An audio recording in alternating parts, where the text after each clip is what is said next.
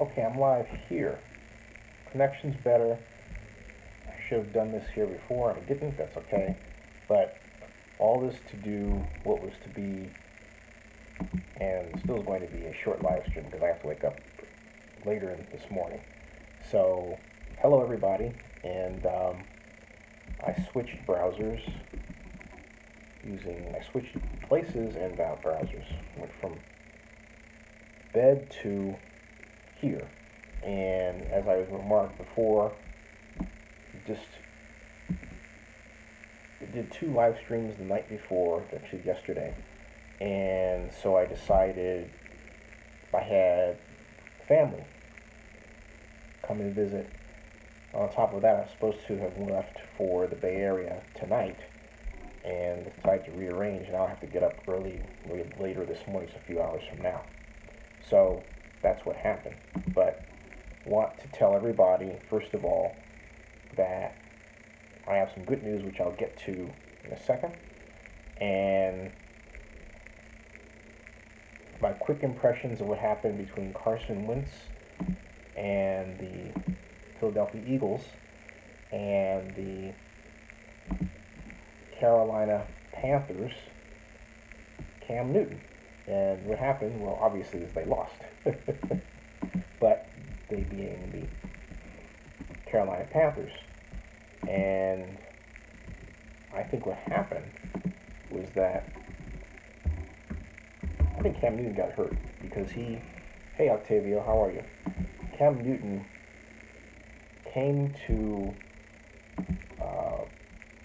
try to score on that run in the third quarter. He dived in and he got up wincing. Okay? And obviously, to me, he didn't recover from that at all. In fact, when his throws needed to be pinpoint the most, hey Barry, Lee, when his throws needed to be pinpoint the most, they weren't. And I remember Tony Rowe, who's a great color analyst, was talking about what he thought was going on. He said there was a miscommunication, that they were looking for safeties. There were no safeties. But even if there were no safeties, I don't think Cam would have thrown that kind of pass that he threw under completely normal circumstances, because he's played enough football in situations like that to be able to see when there aren't any safeties, but you have your receiver open. I know your receiver's obviously not going in the direction he is going. So even if he was throwing it, one would say he's throwing it on anticipation, but it didn't look like that kind of ball. It looked like a weak duck. So something is wrong with him physically that caused him to throw off target. And the Panthers either knew it and chose not to do anything about it. If they knew it and didn't do anything about it, that's bad coaching. Completely bad coaching. But if they didn't know it and Cam didn't tell them, well, they should have known enough to realize this Cam Newton has a problem, so we shouldn't call that kind of pass, so we should call something shorter. But I really believe they knew it because they called a couple of running plays where you would normally expect in that situation that they would call pass plays. And they didn't want to pull their guy, because I was watching my mom. The mom said, why is he talking to his backup? And I thought, well, strategy. But in retrospect, I think my mom's instincts were much better than mine. And she thought that perhaps something was wrong with Cam Newton, and so Cam didn't want it. But they were talking to Cam about coming out, and he didn't want to come out. And so arguably Cam Newton hurt his team with his ego. There's no other way to put it than that, okay? There isn't. So, Barry Lee says, WNBA sound, okay, got that one. I want to talk about the Cam Newton thing. That's what I want to talk about, the Cam Newton thing. Because the Eagles almost all but gave that game away. They all but gave that game away to the Panthers. They had, 10 penalties, I believe. Gave up over 121 yards because of them. That's a game unto itself. That's a game unto itself. So sorry I'm without the mic. It's just I'm going to get a new phone and straighten out that problem. But I wanted to make sure I got in, and I don't know how the sound is from your point of view. Let me see how it is from my point of view. Hold on a second.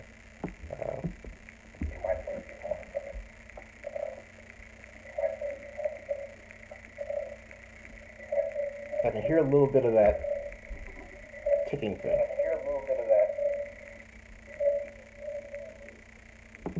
But not too much, okay? Not enough for it to be too much of an issue, okay? Not for it to be too much of an issue. And so I turned that off to prevent feedback. So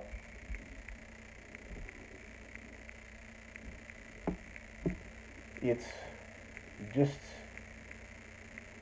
hey Joseph, how are you? Welcome to my short live stream discussion. Short. And let me see what the statistics were for the game.com, NFL.com, before I shuffle off to bed here.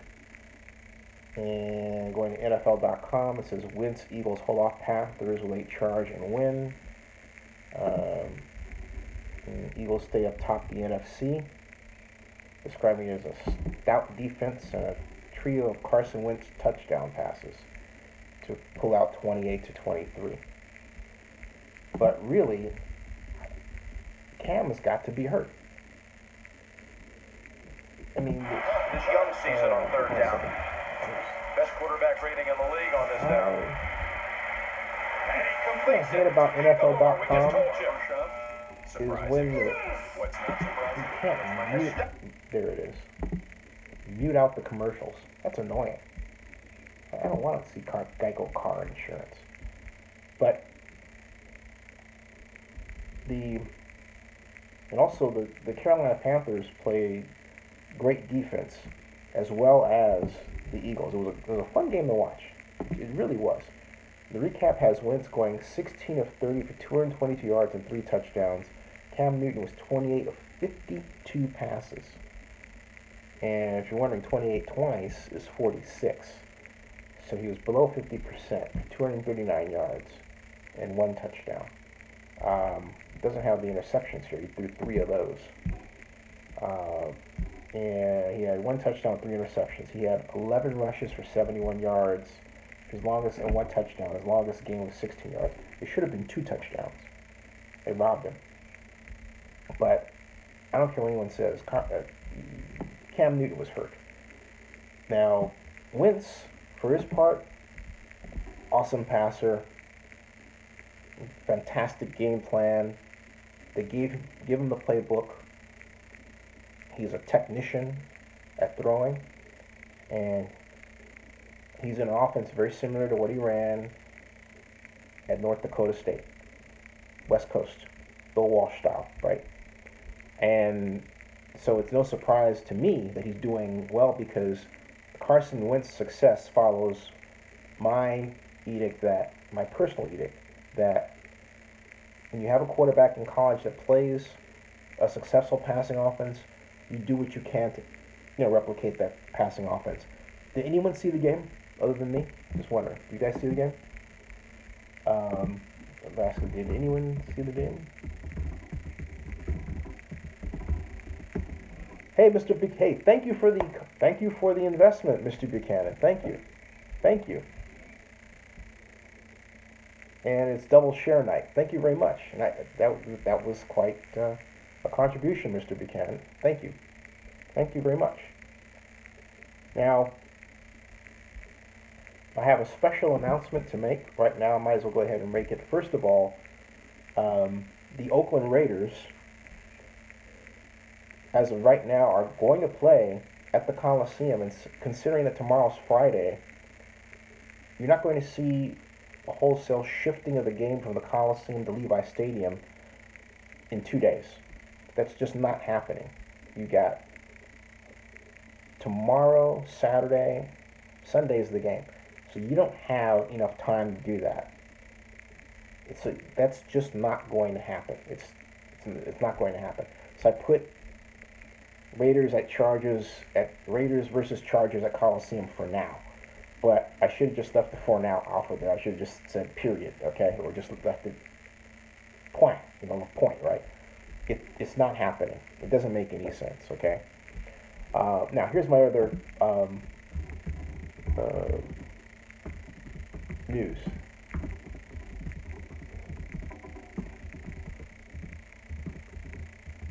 I'm typing it here, and I'm going to then say it. For those of you video on demand, you can't see me type this, but it reads, Zenny62 invited to NFL Fall League meeting 2017 next week. That's right.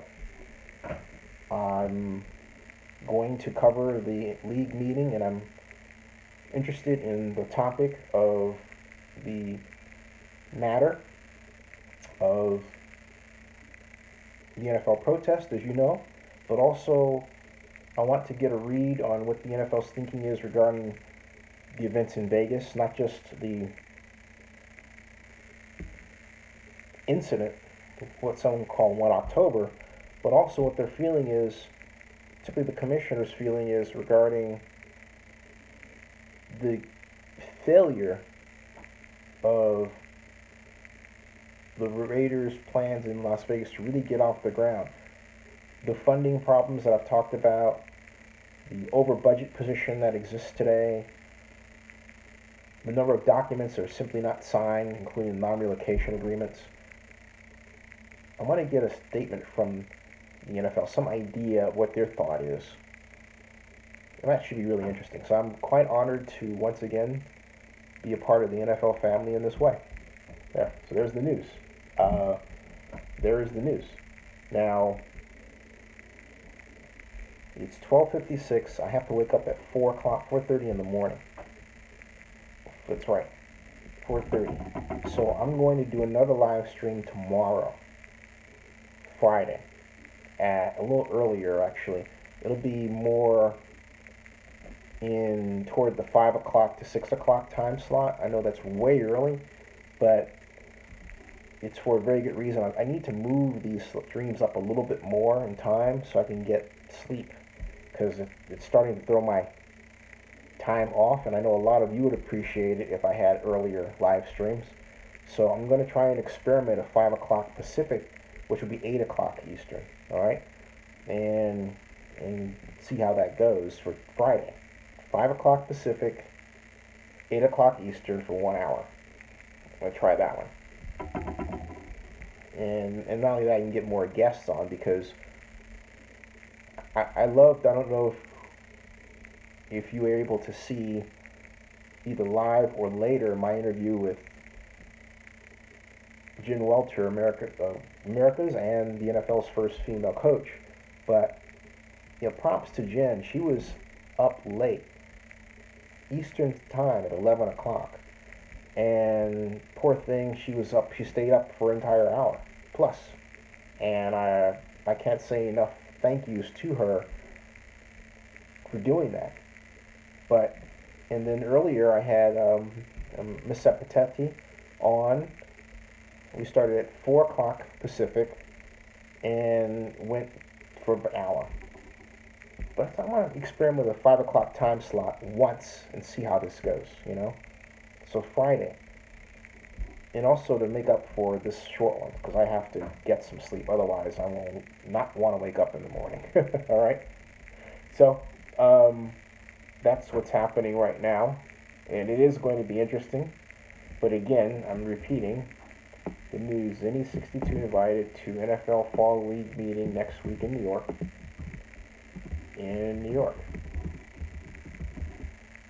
Oh, you the man, Rick Rice. Thank you. And thanks for watching my interview, my 2 interviews. Did you watch both of them? And Rick Rice compared me to Montel Williams, which I thought was very nice. It's a very nice gesture. Thank you very much, Rick Rice. But I am going to sign off because I need to get some sleep. And I want to thank everybody for tuning in. Hey, thank you. Hey, thank you, Rick Rice. Thank you very much. Rick Rice says he watches all the Zenny 62 shows. All of them? Thank you. You the man. UC says, I'm the man. No, you the man. But thank you for comparing me to Montel Williams. He's, that's the gold standard when you get up to that level. Thank you. No, you didn't miss anything tonight. This is a short stream. I have to go to bed. I'm going to bed like in about a minute because I got to get up. So you haven't missed anything. This is just a stream to tell you, hey, my thoughts about the Thursday night football game. Basically, the Eagles were lucky to win, and that Cam Newton played hurt. And the Raiders are going to be at the Coliseum. I can't see them shifting the game that quickly. And then also the news about the NFL Fall League meeting in New York City. So, folks, I'm headed to bed. Good night, everybody. Thank you. And thank you, Mr. Blackman, for the investment. Everybody else. I'll see you guys later. Okay. All right. See ya. See ya.